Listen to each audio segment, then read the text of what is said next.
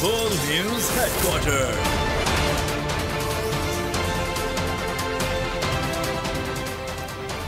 अस्सलामुअलैकुम। बोल news headquarters में खुशामदीद। मैं हूँ महविश निसार। मैं हूँ अरबाब जहांगीर और मैं हूँ आपके साथ अनम जुल्फिकार। हेडलाइंस आप जान चुके हैं, बुलेटिन में बात करेंगे। साइफर में मजीद रिमांड, नैब लाडलों की फहरिस्त, सदर का इख्तियार अब खत्म, इलेक्शन की तारीख फाइनल हुई, सिपहसालार का आज़म,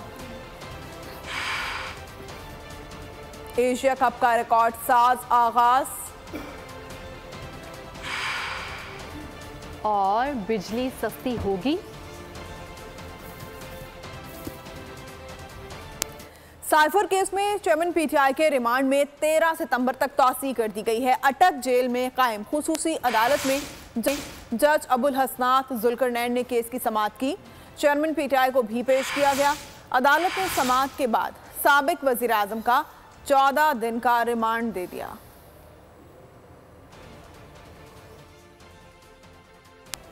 चेयरमैन पीटीआई ने साइफर केस की समाअत अटक जेल में ना करने की दरख्वास्त दे दी, जिस पर इस्लामाबाद हाई कोर्ट कल समाअत करेगा। दरख्वास्त पर एतराज भी आयद कर दिया गया। Chief justice Islamabad high court Aamir Farooq इस मामले को भी सुनेंगे। चेयरमैन पीटीआई ने जज की अहलियत भी चैलेंज कर दी।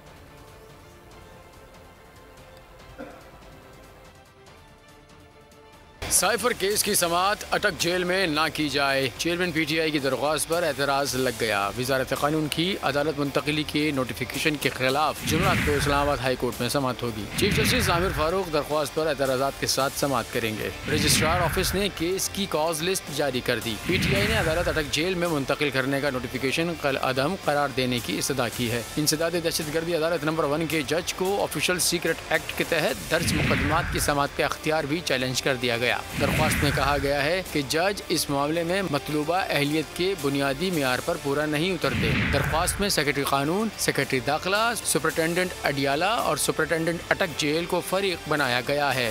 अदालत ने नैब तरमीम से फ़ायदा उठाने वालों की मुकम्मल तफसीलात मांग ली। मुंतकिल किए गए मुकदमात की फहरिस्त भी तलब। चीफ जस्टिस सुमरता बंदियाल ने रिमार्क दिए, नैब तरमीम के जरिए जराइम को साबित करना इंतहाई मुश्किल कदम बना दिया गया है।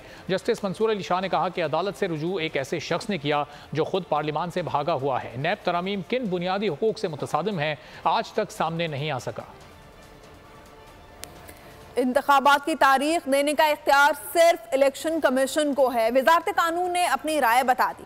सदर मुमलिकत ने इलेक्शन की तारीख के इख्तियार पर खत लिखकर राय मांगी थी। इंतखाबात की तारीख इलेक्शन कमीशन के अलावा कोई नहीं दे सकता। सदर मुमलिकत के खत के जवाब में वजारत कानून ने अपनी राय बता दी। सदर आरिफ अलवी को इख्तियारात के मामले पर जवाबी खत लिख दिया गया। वजारत कानून ने लिखा, इलेक्शन एक्ट के सेक्शन 57 में 26 जून को तरमीम कर दी गई है। इस तरमीम से कबल सदर इलेक्शन की तारीख के लिए कमीशन से मुशावरत करता था। अब सेक्शन 57 में तरमीम के बाद इलेक्शन कमीशन को तारीख या तारीखें देने का इख्तियार है। सदर मुमलिकत ने इलेक्शन कमीशन को तारीख पर फैसले के लिए बुलाया था, लेकिन चीफ इलेक्शन कमिश्नर ने मिलने से इनकार कर दिया था। बाद में सदर मुमलिकत ने वजारत कानून को राय के लिए खत लिखा था।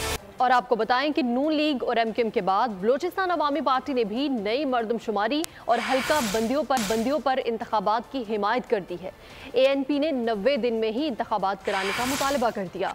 इलेक्शन कमीशन ने मुशावरत के लिए GDA और काफ लीग को दावत दे दी।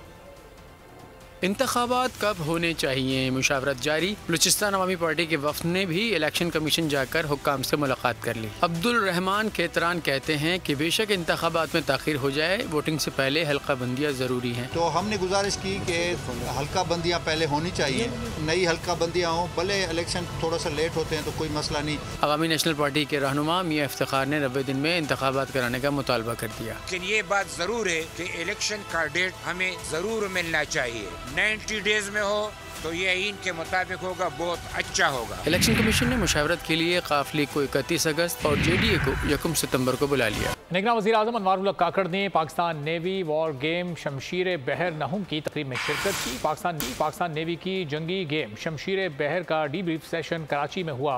वज़ीर आज़म ने बहरी जंगी मनसूबों को फौजी और कौमी सलामती की पॉलिसी के साथ हम आहंग करने की अहमियत पर जोर दिया। वज़ीर आज़म ने फोर्स कमांडर्स की सोच, सलाहियत और जंगी बसीरत की तारीफ की। Chief of army staff general Asim Munir ने टिला फायरिंग रेंज का दौरा किया, फील्ड फायर और जंगी मशकों का मुआयना किया। जनरल आसिम मुनीर ने तीनों अफवाज के दरमियान इश्तराक को सराहा। आर्मी चीफ ने जवानों की जंगी महारत और जारहाना जज्बे की तारीफ।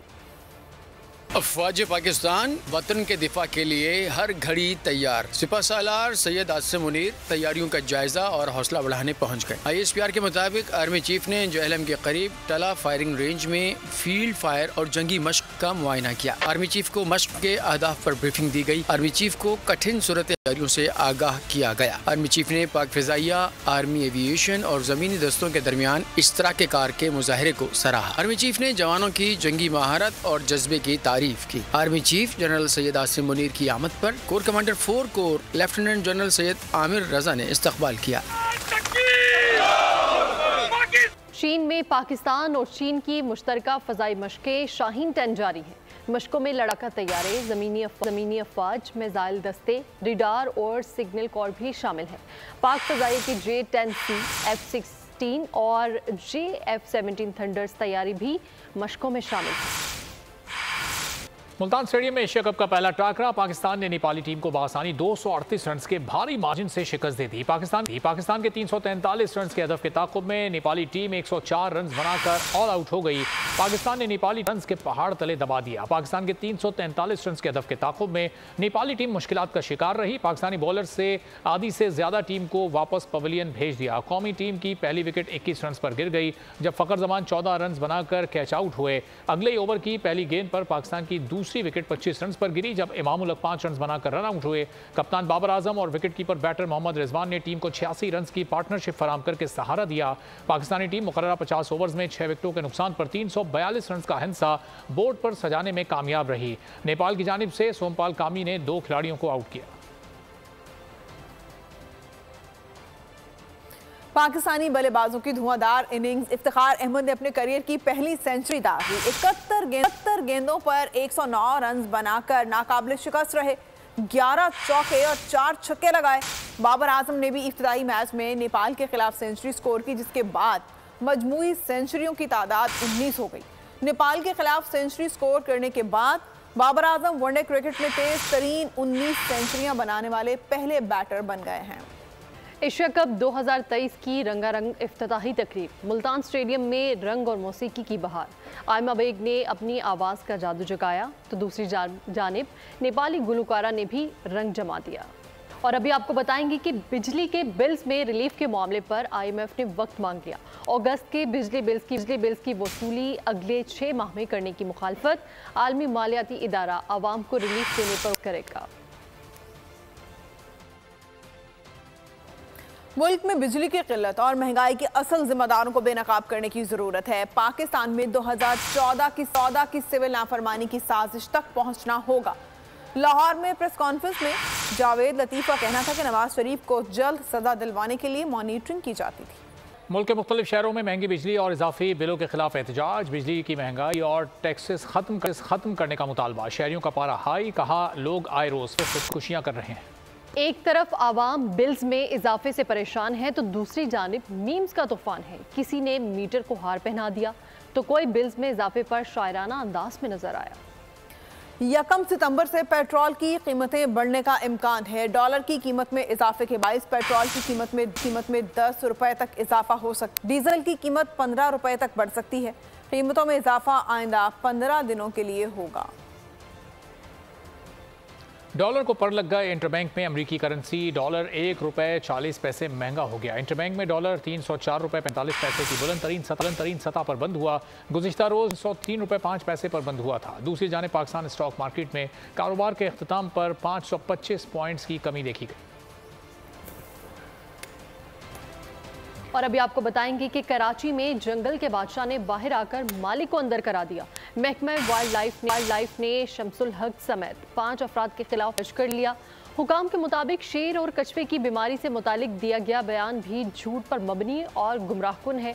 दूसरी जानिब शारा फैसल पर शेर आने के केस की समाअत अदालत ने शेर के मालिक शमसुल हक पर 10 लाख रुपए का जुर्माना आयद कर दिया।